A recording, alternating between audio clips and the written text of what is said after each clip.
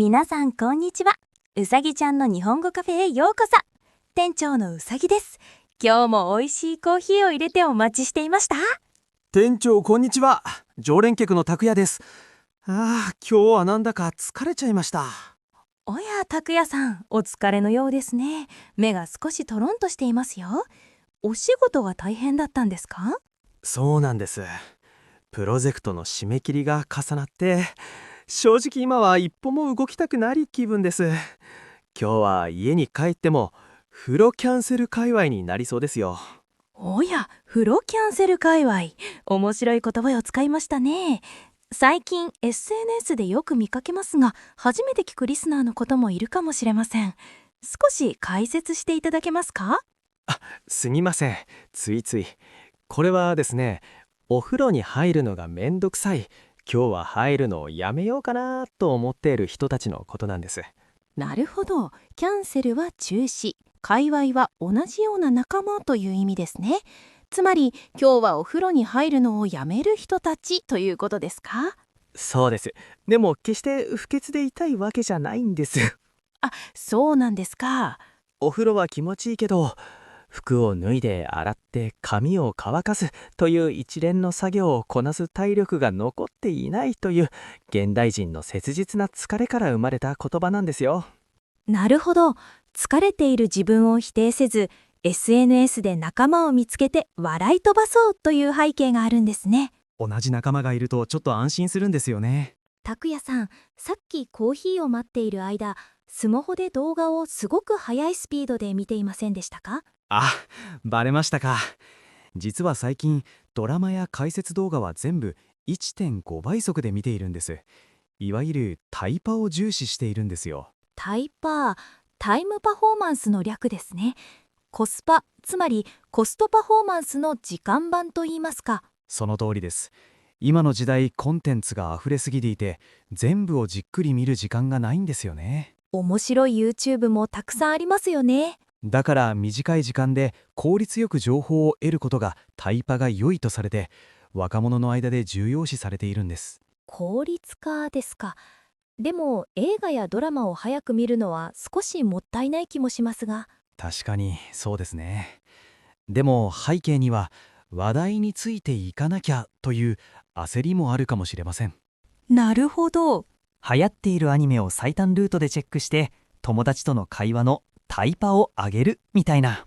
時間の使い方がシビアになっている現代ならではの言葉ですね。やらなきゃいけないことがたくさんありますから。あ、拓也さん見てください。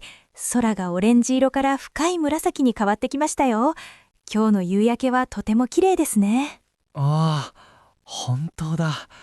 これはすごくエモいですね。出ましたね。エモい。これはもう数年前から定番の言葉ですが、未だに一番よく使われる若者言葉かもしれません。そうですね。エモいは英語のエモーショナルから来ています。具体的にどんな時に使うんでしょ言葉にできないけれど心が揺さぶられた時ですね。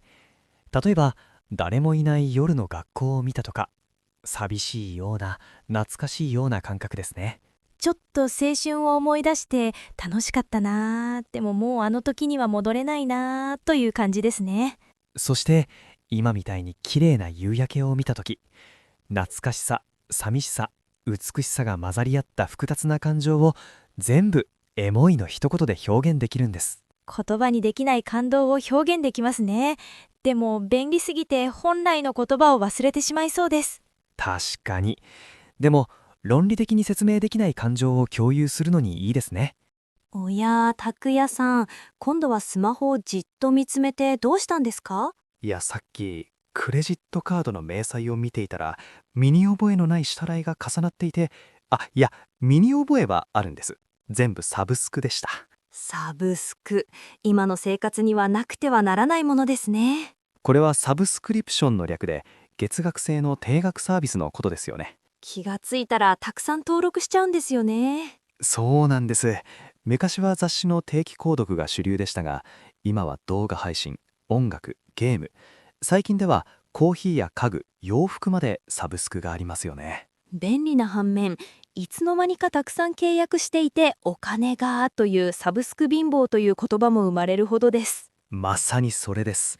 初月無料という言葉に弱くてついつい。でもこれだけ普及したのは日本人が所有よりも利用に価値を感じるようになったからかもしれませんね。生活のサブスクも複雑ですが、人間の心はもっと複雑ですよね。そういえば拓也さん、最近よく聞く蛙化現象についてはどう思いますか？うわ、出ましたね。若い世代の間で大流行した言葉ですが、実はこれ最近になって意味が少し変わってきたって知ってましたか？へえ、それは興味深いですね。もともとはグリム童話のカエルの王様が由来ですよね。そうです。もともとの心理学的な意味は、ずっと片思いをしていた相手が自分を好きになった途端に気持ち悪くなってしまうという現象を指していました。王子様だと思っていた人が急にカエルに見えてしまうお話ですね。その通り。せっかく両思いになったのに不思議で少し悲しい現象ですね。でも最近の若者が使うカエル化はもっと軽い意味なんです。相手のちょっとしたダサい行動を見て一気に冷めてしまうことを指すんですよ。例えばどんな行動でカエル化しちゃうんでしょ有名な例だと、お会計の時に小銭を出すのに手間取っている姿とか、あとは駅の改札で残高不足でガシャーンと止められている姿とか。う。それは少し厳しい気がしますね。一生懸命な姿じゃないですか。そうなんです。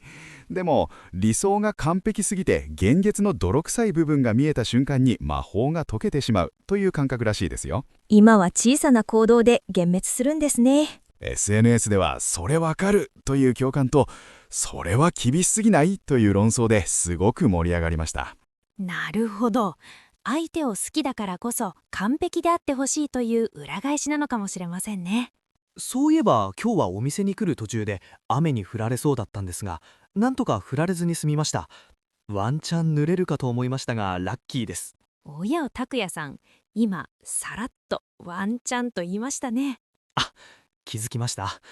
これ本当に便利でつい使っちゃうんですよね。もともとは麻雀や格闘ゲームなどの用語で、英語のワンチャンス、日本語で一度の機会から来ている言葉ですが、今は意味が広がっていますよね。そうなんです。今は一度のチャンスという意味だけじゃなくて、もしかしたらひょっとすると可能性があるというニュアンスで使われます。どんな時使いますか？例えば明日のテスト全然勉強してないけどワンチャン満点取れるかもとか。なるほど。そうだなあとはこの時間ならワンチャン電車に間に合うかなみたいに、確率は低いけれどゼロじゃないという時に使いますね。ひょっとしてというよりも少し軽い響きがあって、若者の間では肯定的な意味でも否定的な意味でも使われる不思議な言葉です。店長、さっきの件ですが、トリマーコーヒーを一杯いただけますか？はい、かしこまりました。拓也さん、今のトリマもこのカフェのリスナーさんには解説が必要かもしれませんよ。そうですね。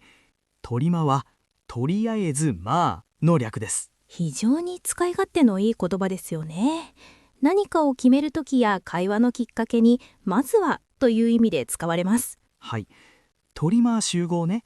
トリマーお疲れといった感じで、チャットや SNS でもすごくよく見かけます。拓也さん、こうしたワンチャンやトリマは便利ですが、実は使う相手や場面には少し注意が必要ですよね。おっしゃる通りです。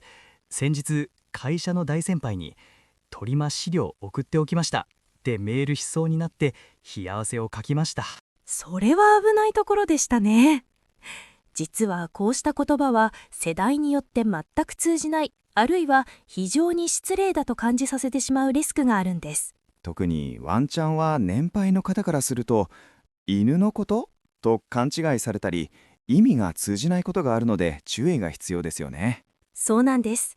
言葉は生き物ですが、教科書に載っていない言葉ほど使う相手との距離感を考えるのが大切です。親しい友人同士の時はどんどん使ってコミュニケーションを楽しくできます。でもビジネスや目上の人と話すときは、とりあえずまあではなく、まずはと言い換えた方がいいですね。確かに、いくらタイパが良くても相手に不快感を与えてしまったら逆効果ですもんね。流行語は便利ですが、時と場所と場合に合わせて使い分けるのが日本語マスターへの近道です。ところで、これまで紹介した言葉の中で、あなたが実際の会話で使えそうと思ったものはありますか？